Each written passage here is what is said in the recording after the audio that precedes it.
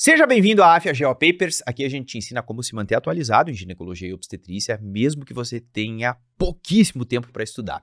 Eu sou o Jader Burtê e hoje eu vim falar contigo sobre um tema extremamente atual, que são as novas diretrizes que estão sendo propostas e logo estão em processo de implementação aqui no Brasil, que é em relação ao rastreamento do câncer do colo do útero, utilizando a técnica de pesquisa de DNA HPV.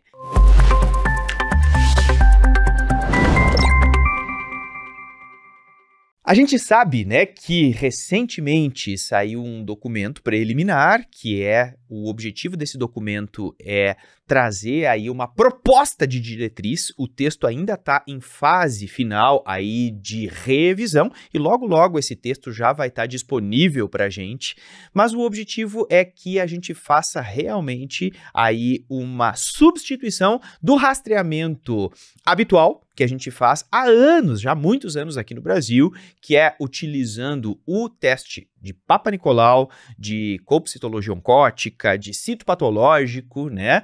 Que é um teste baseado em citologia e substituir ele pelo teste de DNA HPV. A gente sabe que, a exemplo de vários países do mundo, né, se a gente pegar vários países do mundo inteiro, já é utilizada essa metodologia, né, de pesquisa de DNA HPV, e aí, conforme for o resultado, conforme for o achado desse exame, a gente vai definir qual é a conduta específica para cada paciente. O que é o teste de DNA HPV, né? Qual que é a metodologia desse teste de DNA HPV?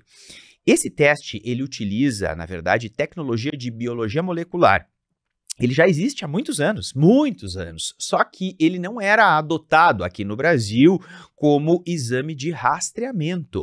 Ele era indicado em alguns cenários, nas clínicas privadas, né, na saúde suplementar, a gente sabe que muita gente já utiliza há bastante tempo, mas o Ministério da Saúde endossou em 2024, então, essa troca do rastreamento do câncer do colo do útero de citologia para biologia molecular, e a gente sabe que agora vai estar em processo de implementação aí nos próximos meses. O que é? Qual é a metodologia do exame? É totalmente focada em biologia molecular. A gente vai utilizar, então, um material que coleta do colo do útero, assim como é o Papa Nicolau, a gente vai coletar também com a inserção do espéculo, a gente vai chegar ali ao nível da junção escamo-colunar e a gente vai coletar esse material ali do canal do colo do útero. Então, o objetivo é a gente entrar, né, com o material ali no canal cervical, ao nível da junção escamo-colunar, e aí, então, esse material ele vai ser encaminhado para análise molecular, para análise por biologia molecular. Tá, Jader, mas e qual é que é o tipo de método que é utilizado? É o PCR, né? Então, o PCR, ele vai avaliar, vai analisar e vai nos dizer que tipo de HPV que tem ali. Então, ele vai nos dizer a genotipagem dos HPVs que tem ou se ela não tem HPV, né? Porque, atualmente, o que a gente faz? A gente rastreia câncer de colo de útero em todo mundo, né? E o que causa o câncer do colo do útero? O que causa é o HPV. Então, a gente está rastreando, né? A gente segue rastreando pessoas que não têm o vírus. Então, para que nós vamos submeter essas pessoas, né, a ficar coletando Papa Nicolau se a pessoa não tem o vírus? Então, o objetivo é realmente a gente poder saber quem tem o vírus, quem é que tem e qual o genótipo de vírus que essa pessoa tem, para essa pessoa, sim, a gente fazer, então, o rastreamento nessa pessoa, na pessoa que definitivamente é positiva para o vírus. E as mulheres que não são positivas, aquelas que o teste de DNA HPV deu negativo, elas podem ser dispensadas aí do rastreamento. Então, claro, não dispensadas para sempre, né? Dispensadas naquele momento. Então, o teste de DNA HPV é isso, é um teste de PCR, biologia molecular, e ele vai dizer se a pessoa tem HPV e, se tiver, qual é o tipo de HPV.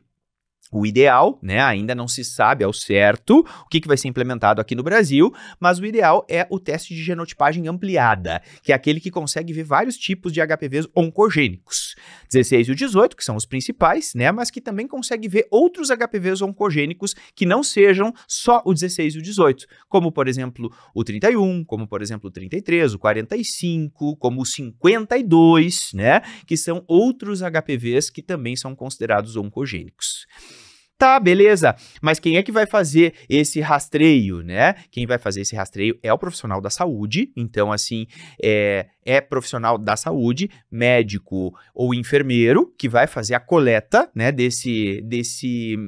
o teste vai ser coletado lá do colo do útero por profissional da saúde, e o Ministério da Saúde também coloca, né, nessa diretriz inicial, preliminar, eles colocam assim, ó, que naqueles cenários em que a gente tiver dificuldade de acesso, o Brasil é continental, né? A gente sabe que é diferente a gente falar de São Paulo, do Rio de Janeiro, de Belo Horizonte, Porto Alegre, de uma localização numa cidade super do interior, né? De algum estado brasileiro que às vezes tem dificuldade de acesso, né? Então, se tiver muita dificuldade de acesso ao serviço de saúde, existe essa premissa também de autocoleta. Qual é o problema da autocoleta, né? É que muitas vezes a pessoa pode não coletar do lugar certo, né? A gente sabe que é super frequente, inclusive, que isso aconteça, né? E já prevendo isso, né? O Ministério coloca que, frente a amostras insatisfatórias, né? Que essa paciente seja depois encaminhada para um serviço de saúde para que seja coletado por um profissional, né? Por uma pessoa que realmente tem aí formação técnica, né, em saber coletar o exame corretamente, adequadamente. Então, vai ser coletado, de novo, por profissional da saúde e naqueles cenários em que existe dificuldade, né, de chegar, ou até se houver alguma questão pessoal, né, da paciente, alguma questão que seja por desejo dela, claro, a gente vai respeitar isso e aí a autocoleta poderá ser realizada, mas só nesses cenários de exceção. Isso que saiu no texto preliminar, de novo, tá, gente? Isso é um texto preliminar.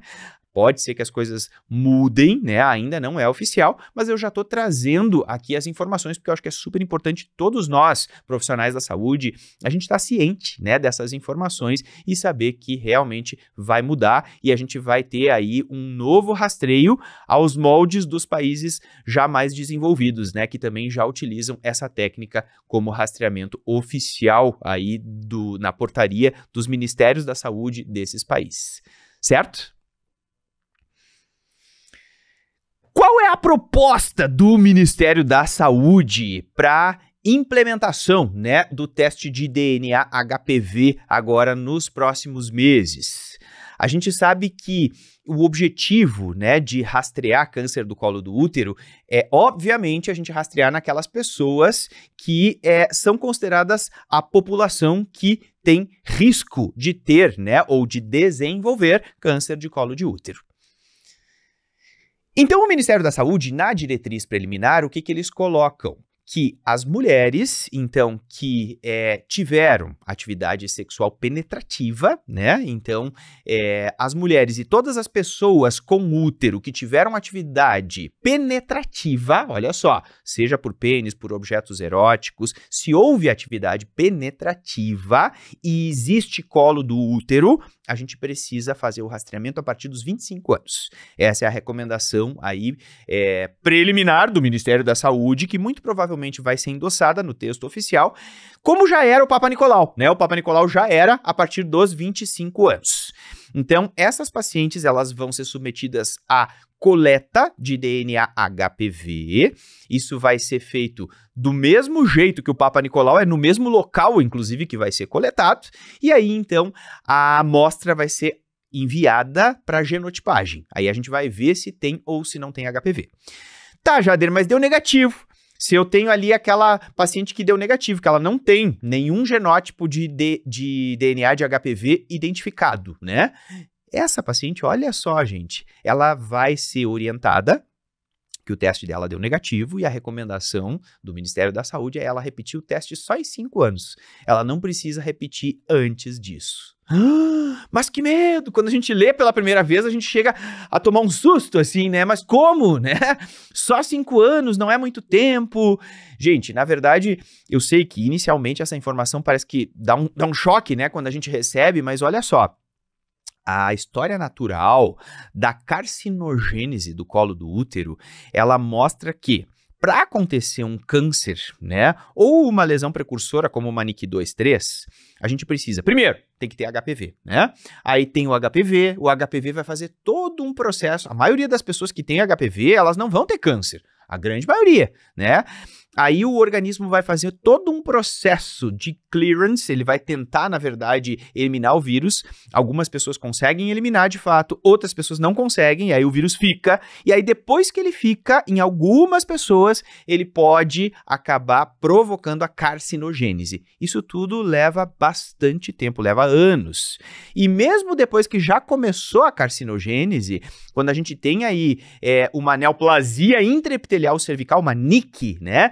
Até essa NIC evoluir para um câncer de colo de útero propriamente dito, vai muito tempo, né? A gente sabe que vão anos aí, então é um processo lento. Por isso justifica esses 5 anos. Não é negligência, né? Se fosse negligência, a gente sabe, né? Poxa, que coisa mais incongruente, né? E aí, às vezes, a gente tem essa coisa, né? Ah, não, mas o Ministério da Saúde e tal. Gente, em todos os países do mundo é assim, né? Não precisa ser em menos tempo. Se vocês forem olhar as diretrizes de outros países, também é assim. Por quê? Porque respeita a história natural da doença e da carcinogênese do colo do útero. Então, por isso que são 5 anos, certo?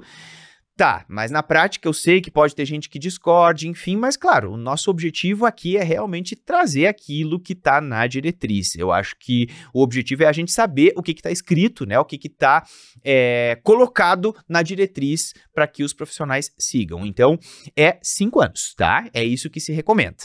Tá, mas aí ela repete em 5 anos, deu negativo. De novo, ela repete em 5 anos. Mais uma vez, vai repetindo de 5 em 5 anos até os 60.